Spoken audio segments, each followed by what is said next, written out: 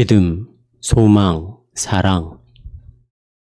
지금까지 살펴본 것처럼 기독교 신앙은 단순한 믿음, 예를 들어 하나님이 존재한다는 믿음 그 이상이다. 이 입문서를 마무리하면서 우리가 살펴본 요점들을 요약하고 그것을 조금 더 발전시키겠다. 첫째, 기독교 신앙은 성경과 신조가 제시하는 큰 그림을 분별하고 그것이 얼마나 좋은지 그리고 설명을 잘해주는지를 깨닫고 우리가 세상을 완전히 다른 방식으로 보고 있음을 서서히 알아가는 것이다.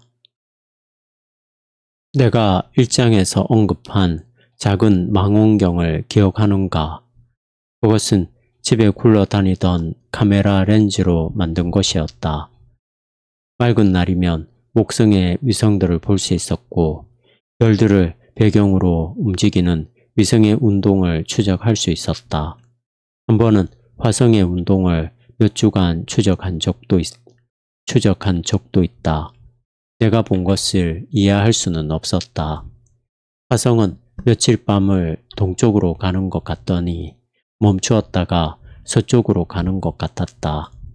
그러다가 결국에는 다시 동쪽으로 움직였다. 이해가 되지 않았다.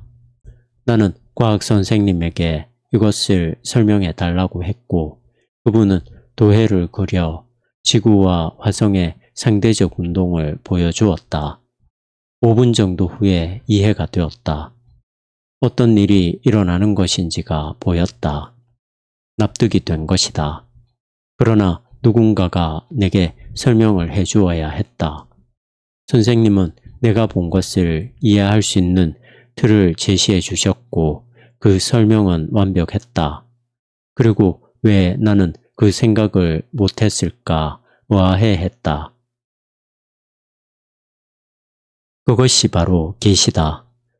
우리 스스로는 생각해낼 수 없는 큰 그림을 받는 것이다. 받고 나면 얼마나 말이 되는지 알게 된다.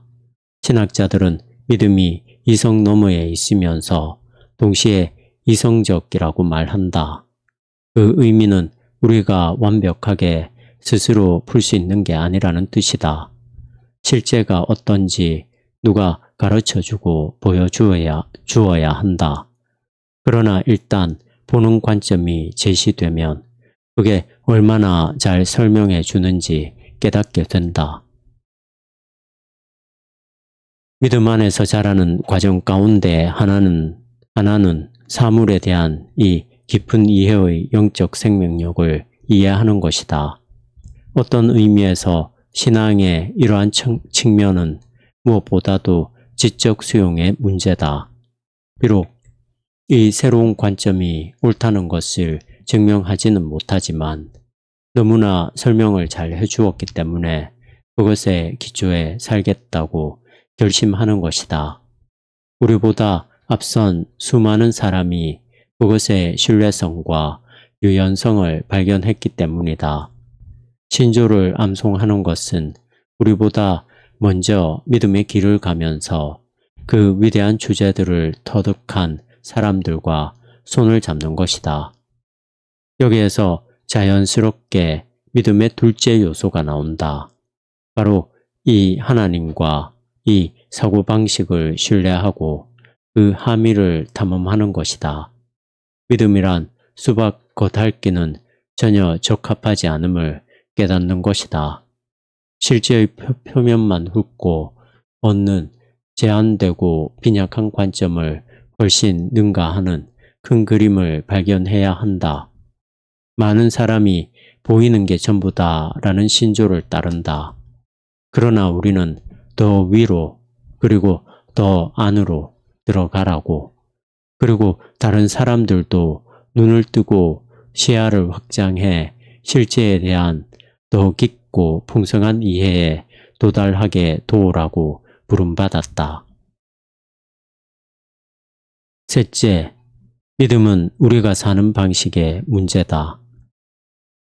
이 큰 그림으로 들어가 실제에 대한 관점과 나란히 서서 그에 합당하게 행동하는 것이다. 기독교의 도덕은 무엇이 옳고 그른지를 결정하기 위해 다른 데서 생각을 빌려올 필요가 없다. 그것은 전부 그 큰 그림에 들어있다. 우리의 임무는 신앙의 도덕적 풍경을 탐험하고 그것이 우리의 행동을 조명하고 가르치게 하는 것이다. 주변에서 접하는 사고방식들을 수동적으로 받아들이는 대신 우리는 기독교 신앙 자체의 기초에 실제를 바라보는 관점을 개발한다. 너희는 이 세대를 본받지 말고 오직 마음을 새롭게 함으로 변화를 받아 하나님의 선하시고 기뻐하시고 온전하신 뜻이 무엇인지 분별하도록 하라. 믿음은 우리의 소망과 가치와 기대를 기독교 신앙이 가능하게 하는 새로운 관점에 따라 변화시키는 것이다.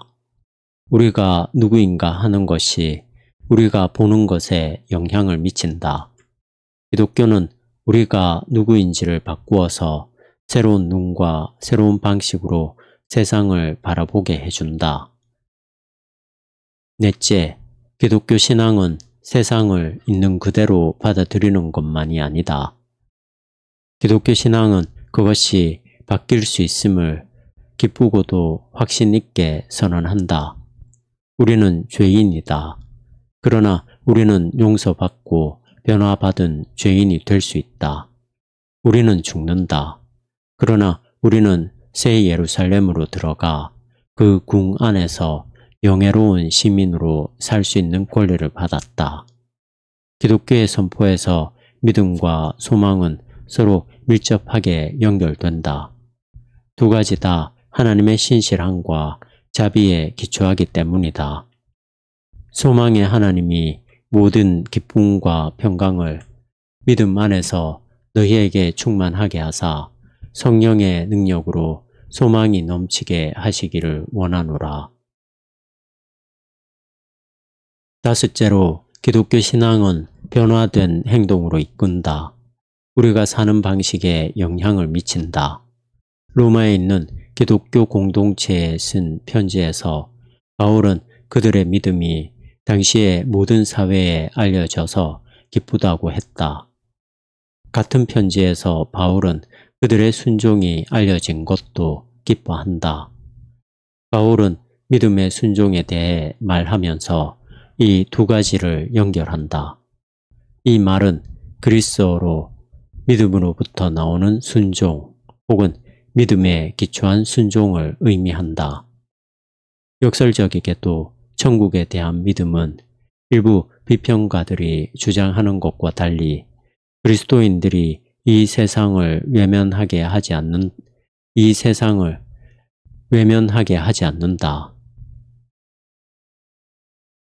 새 예루살렘에 대한 비전은 적어도 그 가치와 속성의 일부라도 우리 세대에 가져오기를 갈망하게 하고 앞으로 올 하나님 나라에 비추어 현재를 만들어 가려고 노력하게 만든다.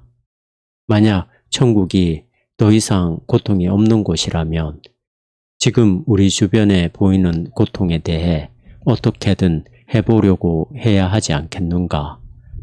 그토록 많은 그리스도인이 의료봉사와 기타 인도주의적인 일에 이끌리는 것은 우연이 아니다.